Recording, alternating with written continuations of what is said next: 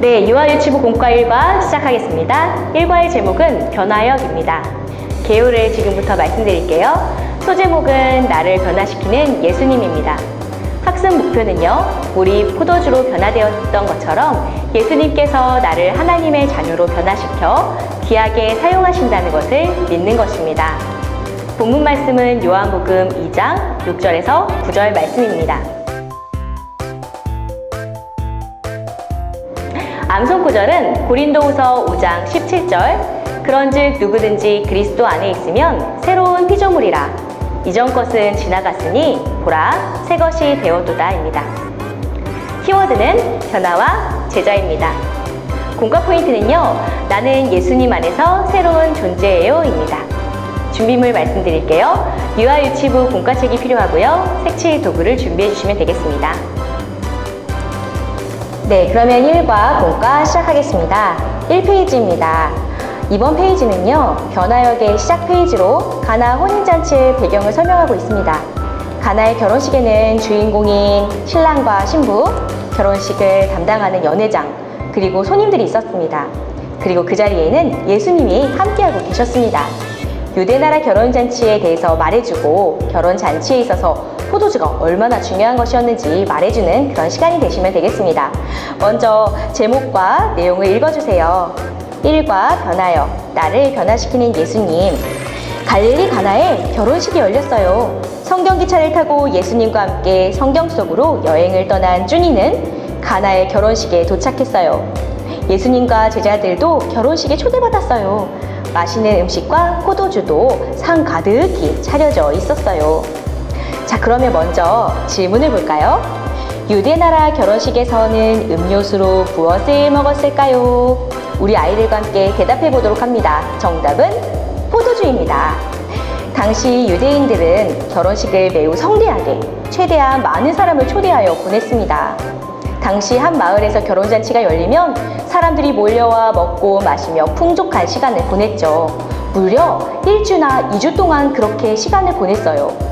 많은 사람들이 축제의 시간을 보낼 때 포도주는 꼭 필요한 음료수였답니다. 자, 그러면 스티커를 붙여보도록 하겠습니다. 1페이지 스티커를 준비해주세요. 먼저 결혼식의 주인공인 신랑과 신부 스티커를 붙여보겠습니다. 그리고 손님으로 초대된 제자도 있네요. 베드로를 붙여볼게요. 그리고 마지막으로 이 결혼잔치에는 예수님께서 함께 하셨습니다. 자, 그리고 결혼잔치에 꼭 필요한 음식이 빠질 순 없겠죠. 상 가득히 우리 친구들이 자유롭게 음식 스티커를 붙일 수 있도록 해주시면 되겠습니다. 와, 제가 좋아하는 도너츠도 있네요. 우리 친구들은 어떤 음식을 좋아하는지 같이 이야기 나누면서 먹는 것도 좋을 것 같아요.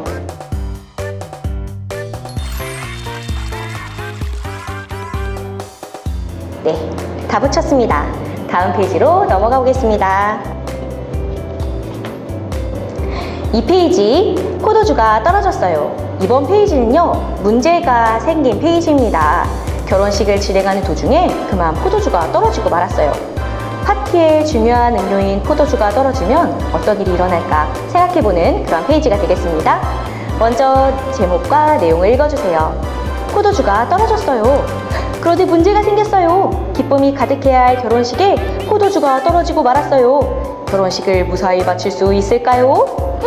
포도주가 떨어졌네. 어떡하지? 포도주가 떨어지자 사람들의 얼굴 표정이 어떻게 변했을까요? 한번 스티커를 먼저 붙여볼까요? 포도주가 떨어졌다고? 사람들의 얼굴이 걱정스러운 얼굴로 변하고 있습니다. 웃고 있고 즐거워하고 있었던 사람들의 얼굴이 걱정스러운 얼굴로 바뀌었네요.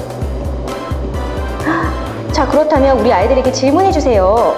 사람들의 표정이 왜 그럴까요? 왜 이렇게 아쉬워하는 표정이 되었을까요? 만약 잔칫집에 음식이 떨어진다면 어떨까요? 잔칫집에 음식이 떨어진다는 것은 그 자체가 큰 결례가 아닐 수 없었습니다. 게다가 포도주가 떨어졌다는 것은 거의 유일한 음료수가 없어졌다는 것으로 잔치행을 돋궈줄 중요한 음식이 없어졌다는 것을 의미하는 거예요. 그러니까 포도주가 떨어지면 잔치를 계속할 수 없어서 사람들이 아쉬워한 거겠죠.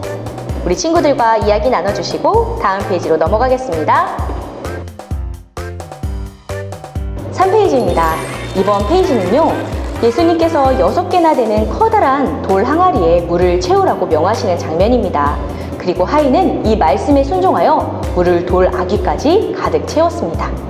먼저 제목과 내용을 읽어주세요. 항아리에 물을 채워라. 예수님은 하인들에게 물을 채우라고 말씀하셨고 하인들은 항아리에 물을 가득 채웠지요. 이제 물을 퍼다가 연회장에게 갖다 주어라. 예수님께서 이렇게 말씀하셨네요. 항아리에 물을 가득 채우라고 말이에요. 자, 먼저 질문에 답을 해볼까요? 하인은 왜 깜짝 놀라는 표정을 지었을까요? 그것은요, 예수님께서 포도주가 떨어졌는데 물을 채우라고 말씀하셨기 때문에 놀란 거예요. 예수님은 하인들에게 정결례를 위해 준비된 빈 항아리에 물을 채우라고 하셨어요. 정결례를 위한 항아리란 이스라엘의 전통에 따라 손님이 들어오실 때 손과 발을 씻을 수 있게 물을 담아두는 항아리를 말합니다. 이 돌 항아리는 먼 우물에서 두세 통이나 떠와야 찰 수 있는 아주 커다란 것이었습니다. 예수님께서는 6개의 돌 항아리 모두 채우라고 명령하셨죠. 아마 하인은 예수님께서 시장에 가서 포도주를 사오라고 하는 것 대신에 물을 채우라고 하셨기 때문에 깜짝 놀랐을 거예요. 하지만 하인은 예수님의 말씀에 따라서 순종했습니다.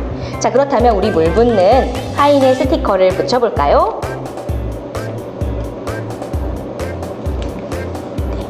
그리고 하인들은 항아리에 물을 얼마나 채웠을까요? 색칠해보는 활동까지 진행해보도록 하겠습니다.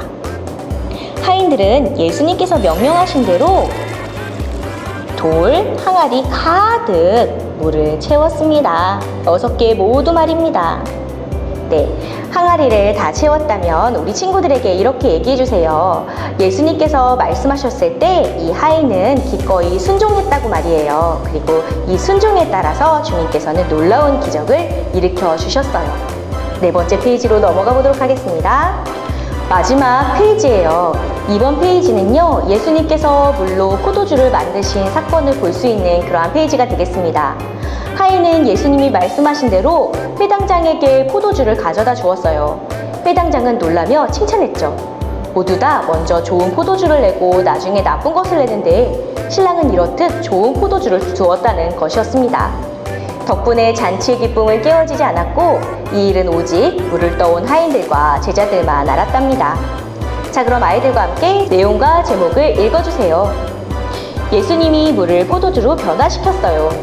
하인들이 떠다 준 물을 연회장이 맛보았을 때 그 물은 포도주가 되어 있었어요. 이곳은 지금까지 가장 좋은 포도주를 가지고 계셨군요. 하하하하 하면서 칭찬해 주었답니다. 자, 우리 친구들 함께 질문에 답해볼까요? 우리 앞에 어려운 문제가 있을 때 나는 어떻게 해결할 수 있을까요? 이렇게 질문해 주세요. 우리 아이들이 예수님께 기도해야 해요, 예수님께 구해야 해요, 이렇게 대답할 수 있을 것입니다. 예수님께서는 쭈니를 가나 혼인잔치에 초대하셨죠? 그것처럼 우리를 기적의 잔치로 초대하고 계십니다. 우리 앞에 어려운 문제가 나타난다면 우리도 기적의 잔치의 주인공처럼 해야 합니다. 우리는 예수님의 어머니 마리아처럼 예수님께 솔직히 부탁할 수 있어요. 그리고 하인들처럼 예수님이 말씀하신 대로 순종할 수 있어요. 그리고 제자들처럼 기적을 통해 더 큰 믿음의 자리로 들어갈 수 있답니다.